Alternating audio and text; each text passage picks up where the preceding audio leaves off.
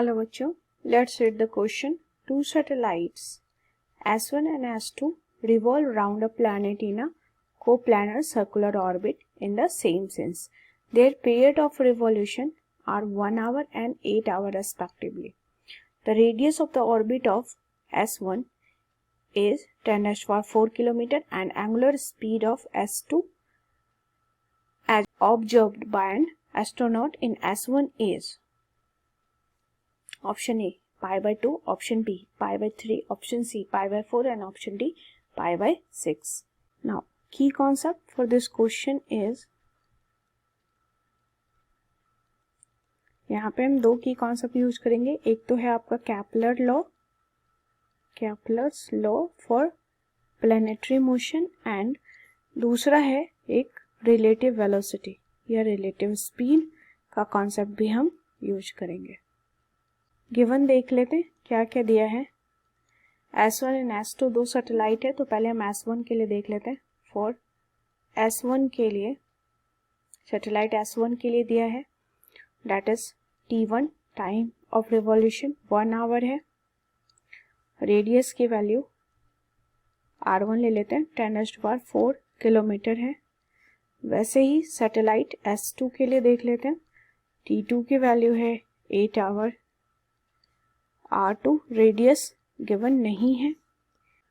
दोनों की स्पीड के लिए तो एक तो R2 फाइंड आउट करना है, दूसरा रिलेटिव स्पीड के लिए हमें V1 भी चाहिए एंड V2 भी चाहिए. उसके बाद हम एंगुलर स्पीड देखेंगे. नाउ अब हम कैपलर लॉ लगाएंगे. तो by Kepler's law for planetary motion, इसके लिए ये क्या होता है हमारा कैपलर लॉ कि टाइम पीरियड का square is directly proportional to radius के स्क्वायर के. तो फर्स्ट ऑर्बिट के लिए देख लेते हैं. तो T1 का square is directly proportional to R1 के क्यूब के एंड T2 का square is directly proportional to R2 के क्यूब के. तो ये वैल्यू को अगर हम कंबाइन करें तो ये हो जाएगा हमारा T1 बाई T2 का whole square equal to R1 by R2 पे क्यूब. तो वैल्यू रख देते हैं. T1 की वैल्यू है 1 आवर बाय 8 का whole square equal to R1 की वैल्यू गिवन है 10⁴ अपॉन R2 पे क्यूब. नाउ R2 की वैल्यू फाइंड करनी है आपको. तो 10⁴ अपॉन R2 इसको इधर रख लेते हैं. इसको लिख सकते हैं 1/2 पे क्यूब. 8 को हम लिख सकते हैं ऐसा पे पावर 2/3. तो ये आ जाएगा आपका 1/2 पे पावर स्क्वायर. 3 से 3 कैंसिल तो 1/4. तो यहाँ से R2 की वैल्यू आ गई हमारी. सेकेंड ऑर्बिट का रेडियस 4 × 10⁴ किलोमीटर.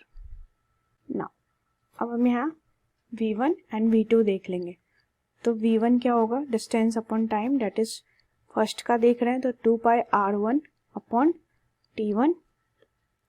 तो 2 पाई रेडियस की वैल्यू दी हुई है 10⁴ अपॉन T1 है 1 hour that is 2 pi × 10⁴ kilometre per hour. वैसे V2 देख लेंगे that is 2 pi R2 upon T2 that equal to 2 pi R2 की वैल्यू अभी हमने फाइंड की है 4 × 10⁴ डिवाइड बाई 8. तो ये 4 से 4 कैंसिल दैट इक्वल टू ये आ जाएगा पाई × 10⁴ किलोमीटर पर आवर. नाउ अब सबसे पहले जो एस्ट्रोनॉट ऑब्जर्व करेगा तो रिलेटिव वेलोसिटी करेगा. तो सबसे पहले हम रिलेटिव वेलोसिटी देख लेंगे दोनों का. तो speed of that is speed या वेलोसिटी कह सकते हैं हम. Speed of S2 relative to S1.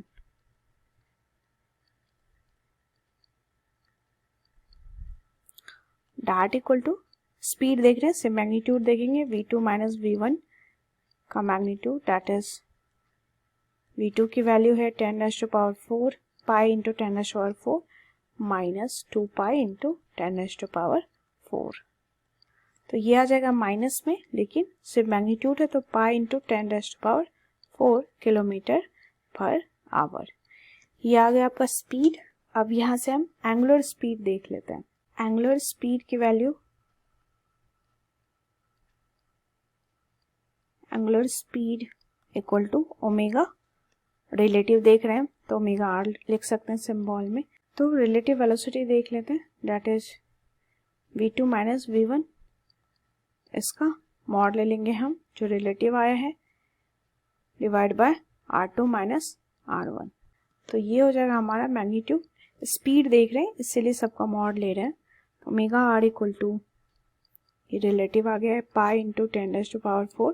अभी ऊपर हमने फाइंड किया है, डिवाइड में 4 into 10⁴ minus 10⁴, that equal to pi into 10⁴ divide में 3 इंटू 10⁴। तो यहाँ 10⁴ से 4 cancel, that is angular speed की वैल्यू आ गई है π/3, that is the answer, radian पर आवर। ऑप्शन देख लेते हैं, π/3, that is the B is the correct option. Answer हो गया हमारा ऑप्शन बी। इस क्वेश्चन में कह रहा था कि अगर कोई एस्ट्रोनॉट S1 से ऑब्जर्व करता है, ठीक है, S2 को, तो उसकी एंगुलर स्पीड बतानी थी। तो की कॉन्सेप्ट हमने Kepler law and relative speed का कॉन्सेप्ट यूज किया। केपलर लॉ से हम रेडियस निकाल देंगे सेकेंड ऑर्बिट का, जिसकी वैल्यू आ गई है 4 इंटू 10⁴ किलोमीटर। यहाँ से v1 एंड v2 दोनों की स्पीड देख लेंगे, दोनों का रिलेटिव स्पीड, फिर यहाँ से एंगुलर स्पीड, ठीक है, जिसकी वैल्यू आएगी π/3 रेडियन पर hour, that is option B हमारा correct. I hope you understood it well. Best of luck.